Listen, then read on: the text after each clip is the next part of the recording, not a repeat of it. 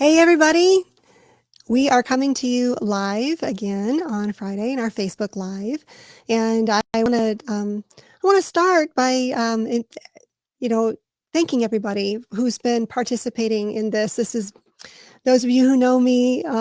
This is very new for me, and I still get a little nervous doing this kind of thing. I mean, I'm lucky if I look in the mirror before I walk out of the house in the morning. So doing camera work is still very new for me, but I'm really enjoying feeling so connected with all of you that really have an interest in the kinds of things that we do here at the Regenerative Institute. So I really appreciate those of you that come and attend, and those of you that comment. It's very appreciated by me. And if you hear something that you like, it's hard for me to see the questions in lifetime while I'm actually doing the video. But I can see the things that you liked that we talked about when I'm able to see it afterwards. And I have Diane here today with me. She's not going to be on microphone, but she's going to try to help if there's questions, and I can try to answer them today because it's an exciting subject. I want to introduce you to peptide medicine. So I've been doing peptide medicine for years, but it is not well known. It's fairly cutting edge. What is a peptide? So we'll start with that. A peptide is a specific amino acid sequence. So you know that proteins are these big molecules. We have lots and lots of them in our body. And proteins are made up of amino acids. So you have arginine, you have glycine. There's a whole bunch of amino acids that will come together. They'll bind together in specific ways to make a biologically active compound. So a peptide has had a couple different definitions. It used to be considered less than 100 amino acids was a peptide, and anything over 100 was a protein. And that definition has changed. There's some texts that will say less than 50, and now there's a suggestion of less than 40 amino acids should be called a peptide, and anything beyond that would be a protein. So it's really nomenclature, and the proteins, these large proteins will often have different parts of them that have different actions in the body. For example, a hormone. A hormone, by definition, is a substance that has multiple different target tissues with multiple different actions. They're amazing. And hormones have different sites of action on the protein. So if we know that this one section sits in a certain receptor and gets a certain response, what science has been able to do is to find out what's just that piece that sits in that receptor and sequence it outside the body so you can give this peptide and you'll get the same biological reaction, because that peptide will sit in that receptor without the whole rest of the protein and have a biological action. Probably the most famous peptide is insulin. Most of you probably know what insulin is.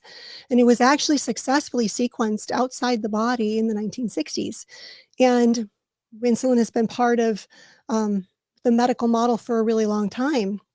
What the insulin does is the peptide has the same action as the big insulin molecule in our body that will sit in that receptor and have the same effect. So there are many peptides. Here's the other exciting thing about peptides. A lot of them work inside the cell. So there's a whole relationship between what's going on inside the cell and then what happens to the cell because of that.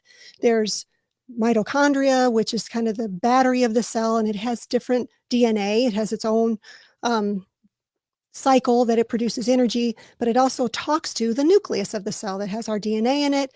And so lots of communication happening there. And a lot of peptide medicine targets that communication.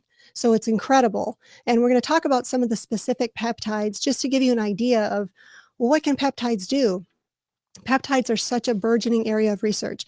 It's really exciting. So most of the peptides are injected. They're injected like insulin would be, subcutaneously under the skin, tiny little needle. That's how most peptides are delivered into the body.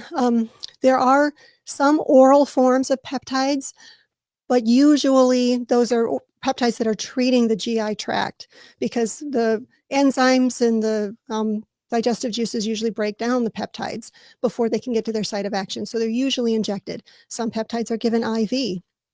And there are some that can actually be used in a nasal spray. Some of them are used as a topical cream.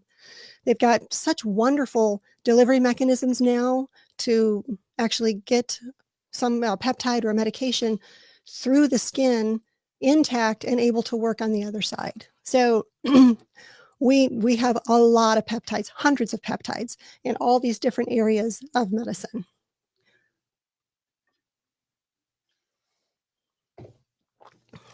Allergy season, so I'm a little dry. I apologize for that. So Thymus and alpha, let's start with that one because I've mentioned thymus and alpha before, but the thymosins are a group of hormone-like molecules that are made in the thymus gland. Extremely important. We have two thymosin peptides that we use in medicine. We use in peptology medicine, which is peptide medicine, a lot. Thymus and alpha is one, and thymus and beta is another. So thymus and alpha is incredible. It's incredible at restoring and modulating the immune function. It literally will help to augment your T cell mediated immunity. One of the ways it does that is it helps the thymus to make more of the T cells and helps those T cells mature so they can be part of an active immune response. It also is extremely effective in autoimmune disease because in autoimmune disease, it's a dysregulation of the immune system where the immune system starts attacking the host, it's your own tissues. And the thymosins are incredible at correcting that out of balance situation with autoimmune, especially things like the Hashimoto's thyroiditis, all kinds of different multi-spectrum autoimmune conditions that are affecting multiple different organ systems. So and the thymosin alpha 1 is extremely safe. It's been used in very high doses in research with no negative side effects. It's incredible. So how can it help us, our own immune system, to fight off viruses with that particular function of helping to augment your T cell count and your T cell capability to keep you well? So thymosin alpha, fantastic peptide. I use it quite a bit. But that's why I put it in the immune boost package, is to give us that boost. You can take it as kind of a prophylactic dose a couple times a week for several months. It's been looked at during kind of cold and flu season and maybe even now. You can give it as a bolus dose to help raise that level of immunity, at least in the short term, which is what we're doing with the immune boost package. So let me talk now about thymosin beta. Thymosin beta 4 is another one of my favorite peptides. So it's also from the thymus gland. It was first discovered in 1977 in calf thymus. And the thymosins also go on to help with B cells, which is we have T cell and B cell mediated immunity. But this particular peptide, the thymosin beta 4, is absolutely incredible. It's such a reparative peptide. So what they found is that thymosin beta 4 is one of the gene that makes thymosin beta 4 is one of the first that's upregulated to produce thymosin beta 4 when we've had some kind of an injury in our tissues. And our body is naturally cranking out this peptide after injury to help us have a better healing response. So it's also recently been shown when combined with PRP for both sexual health, like the P shot, or in hair restoration to really help augment the PRP treatments. It's used extensively in musculoskeletal regenerative medicine, which is where I've used it a lot as part of that whole repair model. It's incredible. It has effects at so many different tissues in the body, and it's all about repair and recovery. So it's a fantastic peptide. I wanted to talk about a couple others that right now we're in a bit of a change with the FDA is looking to either regulate or not have production of a whole lot of peptides unless they're under an IRB, which is a research board. You have to, apply for, it's a whole process of being able to study a peptide. But the Thymus and Alpha 1 and the Thymus and Beta 4 are not affected by that decision. There's a couple peptides I'm going to mention that may have to be used under an IRB, but they're so good and I really want you to know about them. Some of you may have heard about copper, copper GHK or copper for the skin. And I want to talk a little bit about the GHK copper because it is absolutely incredible. It not only helps the skin itself when you're applying it either on a cream or in a topical, but it actually upregulates over 300 different genes towards collagen production. And that's amazing for repair and recovery. And when I say repair and recovery, I'm talking about we get micro injuries or major injuries into our joints, our tissues, our tendons, our ligaments, sometimes our disc or cartilage all the time. Sometimes they're little things. As you know, if you exercise in the gym, you're doing micro damage to a muscle as you're building it, or they can be bigger things, rolling your ankle on the basketball court, or hurting your rotator cuff with sports or in the gym, or just lifting Christmas boxes or something like that. And these peptides are all part of the natural healing cascade. The problem with GHK copper is it starts to decline, or the expression from the gene starts to decline in our late 20s. And we can study why that happens probably sometime in the future, but we know that it does. And that can really make a difference in your ability to have this peptide that helps you naturally to heal. So copper GHK can be used just a couple times a year as an injected peptide, and it can be used daily on the skin. And it's really incredible. It's an incredible peptide. So you have both the collagen up, because remember that joints are full of collagen. I mean, our whole musculoskeletal system is not just the skin, it's the integrity of all of our tissues that keep us moving. So GHK copper, one of my favorites. Then we have another one that I'm going to mention to you is BPC 157, Body Protective Compound 157. And BPC is, I love this peptide. Again, it was studied mostly by the Croatians. All of these peptides have studies.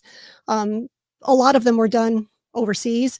Croatia, Russia has a tremendous inventory of peptide studies that they've done. And there are some unique peptides that came out of Russia that we, fortunately, just in the last couple of years, have been able to really learn about. But BPC 157, absolutely incredible. It is made in human gastric juice. Our body makes this peptide, but it has actions in many, many different areas. It is incredibly regenerative. So a lot of the studies were done with tendon. Even some of the animal models were done with tendon injuries, and BPC alone by itself, without PRP and cells or anything like that, was incredibly effective at getting the body to more quickly and completely heal injuries in tendons and ligaments and everywhere. And it's very pain relieving. That's one of the amazing things that my patients have reported. I've experienced that myself, that the BPC peptide is really good at reducing inflammatory pain and reducing pain from any reason that you would have pain. It's bringing the body back into balance. If you're too high on something, it'll bring it down. If you're too low on something, it'll bring it up. It's that body protective compound, and it's extremely safe, even at high doses, which were studied in the Croatian studies. BPC also comes in an oral preparation, and what they found was the oral preparation of BPC was so powerful, it could even heal non-steroidal anti-inflammatory drugs like Advil and Aleve. When the gastritis or the ulcers that can be created by those drugs, BPC was able to heal those. And it was very effective in treating Crohn's disease as well. Incredibly effective at reducing the inflammation and the damaged tissue in the GI tract. It's an amazing peptide. And a lot of these peptides can be used in combination. And that's where the medicine and the science of of understanding these peptides is so important. So the peptide protocols that I've developed based on the science and based on clinical experience, is my trademark is called Peptology, and they're the specific protocols that utilize multiple peptides and exactly how to use that to get the best result in that area that you're looking for, whether it's aesthetics, or it's repair and recovery, musculoskeletal stuff. Cognitive is super, super important. To be able to retain your memory, your focus, and concentration as you go through life, extremely important. And these peptides, especially the Thymus and Alpha 1 and the Thymus and Beta 4, most doctors also use BPC, even after a brain injury, a traumatic brain injury or a stroke, have been extremely effective at helping to recover the patient to a much better place than they would have recovered otherwise.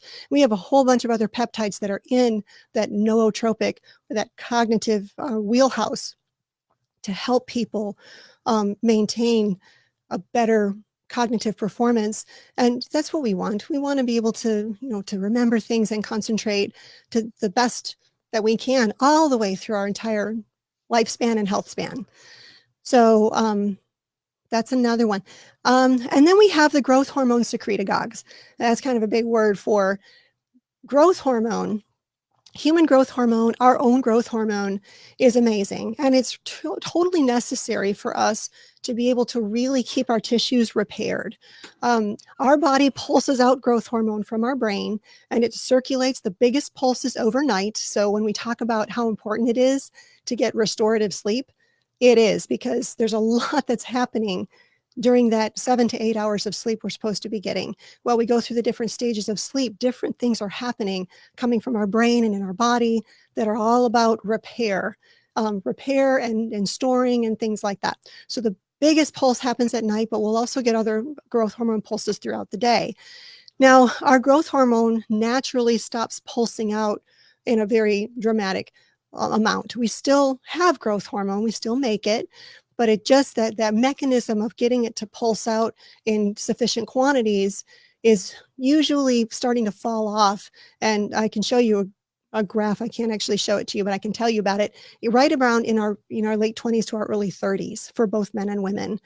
And you can use exogenous growth hormone, meaning inject human growth hormone, but it's very, very expensive. It's highly regulated. And more importantly than that, it's not the natural mechanism. Our body is meant to pulse it out and then not, rather than having a continuous exposure to the receptors of growth hormone. It's not as physiologic of a model for us, but we have tremendous peptides that are actually growth hormone releasing hormones and growth hormone releasing peptides. And they're two different things, but they can be used together to get our body to pulse out a bigger pulse of growth hormone. Interestingly, not only do those peptides give ourselves our own growth hormone boost, there's receptors for those peptides, just the releasing hormone and the releasing peptide, all over our musculoskeletal system. And they have their own mechanism of helping us repair. I mean, it's just incredible. IGF-1, insulin-like growth factor, is the active metabolic end product of growth hormone. And that circulates back around in our body, and it's very proliferative. It helps the tissues to start to repair themselves. And this is part of our natural mechanism. So we're using peptides to just bring our natural mechanisms back into an optimal range. There's multiple different ones. Sermorelin was the first one. That's not really been available that much lately. CJC is a growth hormone releasing hormone along with ipamorelin, which is a growth hormone releasing peptide. That combination, extremely effective, very safe. It has to be dosed properly and has to be managed by a physician. And there's others. There's tesamorelin, which has the pharmaceutical name of E-Grifta. And tesamorelin is very, very potent growth hormone releasing hormone. So there's all other ones in that category, but the CJC and ipamorelin has been most widely used by peptide physicians because it's so well tolerated, it's so effective, and it's very safe. So CJC 1295 plus ipamorelin. Those are some. We've also got peptides. So I'm just going to give you a little array of the different peptides that we have and all the things that they can do. Another peptide, which is awesome, is DsiP, or deep sleep inducing peptide, or delta sleep inducing peptide. And it is really amazing.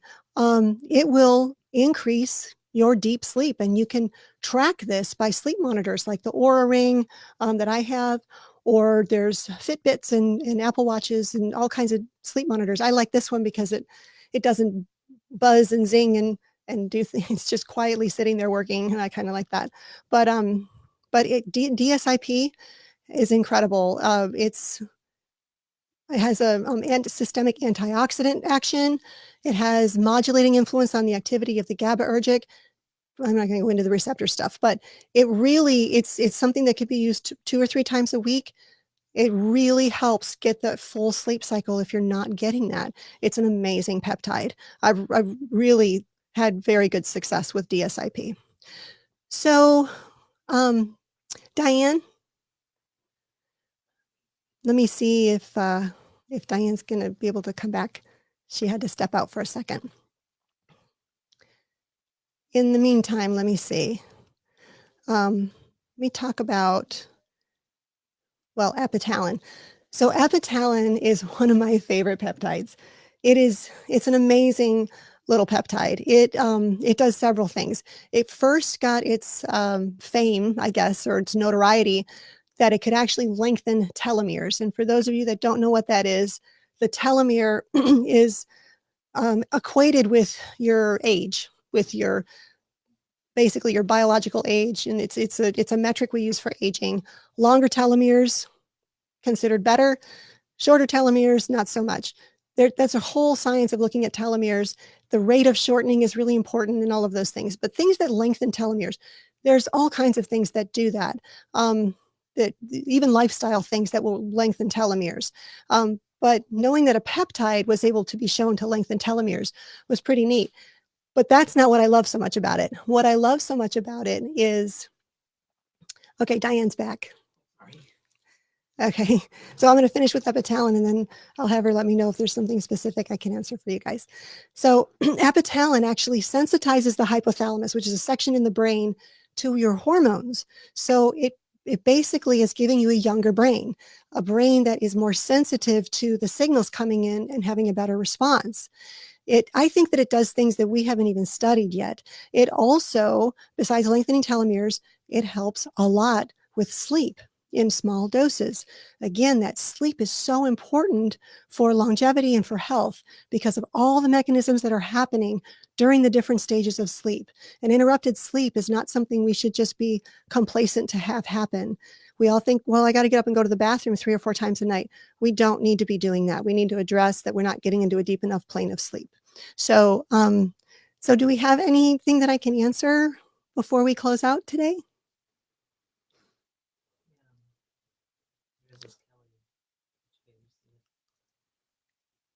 Can you read it to me? Kelly was asking the best quality she was interested in BPC and how do I get a quality source? I heard you on Bulletproof and expressed the importance of quality, but not where to get it. Okay. So Kelly's asking me where to get BPC. So you need to have peptides ordered by a physician. This is a medical practice. So ordering peptides for yourself on the internet, I don't know if that's what you were talking about, but I'll tell you, you can't order for yourself. You have to have them ordered for you. And I use tailor-made compounding as a physician. I order for my patients through tailor-made. I don't recommend ordering for research-only peptides. There have been some disastrous things that have happened with that. They are not regulated. They're meant for research only. Just because they're available on the internet doesn't mean that you should be injecting it into your body. So you really want to know where you're sourcing. There are other reputable sources of peptide manufacturing. There's not a lot. Making peptides is a very, very specific science, and there's not a lot of places in the world that actually do it. So tailor-made is where I order my peptides through.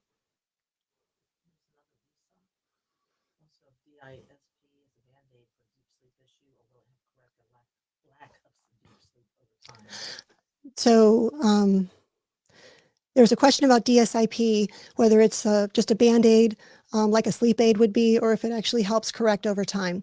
That's an excellent question because I really do encourage everybody to figure out why you have interrupted sleep or difficulty falling asleep, because it's such an important thing.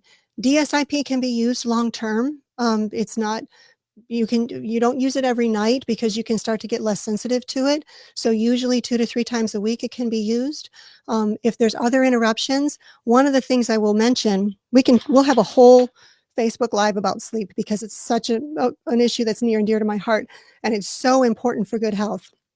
These glasses are blue light blocking glasses. And every time you're in front of a screen during the day, you really should be wearing these. They're going to help halt the degradation of your own melatonin. And it's extremely important. We're in our technology age, we're in front of screens much more than we were 20 or 30 years ago, and certainly more than we were 50 years ago. And screens, the blue light coming off of screens is very detrimental to our brain. So between that, turning the Wi-Fi off, covering up all the LEDs, unplug things in your sleep area that don't need to be there, making sure that your environment is conducive to sleep. And there's certainly heart math things, which we'll talk about probably in a sleep episode. But DsiP is not a Band-Aid. Every night that you get restorative sleep is better for your health. So finding the things that work long-term for you are obviously the better thing to do. But it's the great thing about DsiP is that it's not artificial. Unlike a lot of the hypnotics or the sleep pills, they might shut your eyes, but they don't allow you to go through the stages of sleep so that it's actually restorative sleep. So I hope that answers your question. It was a great question. John wants to know if we can mix shots together. That is the most commonly asked question I get. You get the prize, John. I will tell you that there's mixed reviews on that. You'll have very, very smart and accomplished people that will say, yes, if you're combining them in one syringe and immediately injecting them, it's not enough time for them to interact with each other. But there are other very brilliant people about molecular biology who say, unless they've been tested for stability together in a bottle, and you know that they're not breaking apart or losing some efficacy, you should not combine them in a syringe. So it could go either way. If you're using 4 to 6 peptides, and that's a lot of shots, especially if, on some protocols, I have you using them more than once a day.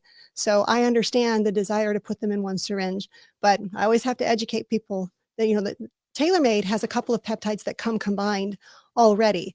And they will only do that if they've done extensive stability testing to make sure that they can exist in a bottle and stay exactly potent and exactly the way they're supposed to be. Those are always nice. You can do those.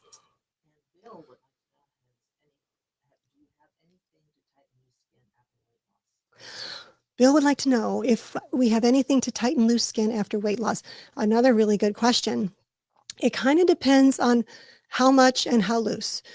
People who have lost over 100 pounds and have quite a bit of extra skin, a lot of times we can get it to be a little bit better, but not all better. It's kind of case by case basis, but there's quite a few things you can do to tighten skin. Part of the reason that our skin doesn't bounce back is we don't have enough collagen in our skin to make that elasticity be there. So I'm a huge proponent for GHK copper, especially for that. And there's a couple of other things that can be done. Machines. There's the Exless machine, which is what we have, that is a radio frequency combined with ultrasound that is all about skin tightening. So there's certainly a lot that could be done before you go and talk to a surgeon. So it depends a little bit. Okay. Well, we're coming up on 12:30. Thank you so much. I want to let you know that you please go to, I can give you a free Peptology guide so you can see some of the conditions that peptides treat. If you're interested in peptide medicine, which, I'm just crazy about peptide medicine, obviously. I teach physicians Peptology protocols, my different protocols for repair and recovery, for aesthetics, hair growth, sexual health.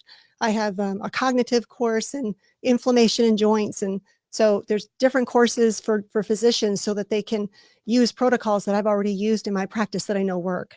So drheather.net/Peptology guide is for the guide for everybody. And if you're a physician and you're interested in maybe one of my courses, I'll give you a free protocol with a peptide. Go to drheather.net/Peptology protocol, and that'll take you and you'll get one of my free protocols on a peptide. Okay. So I'm so excited talking about peptides. Thank you for joining me. And I will see you next Friday. Until then, stay well.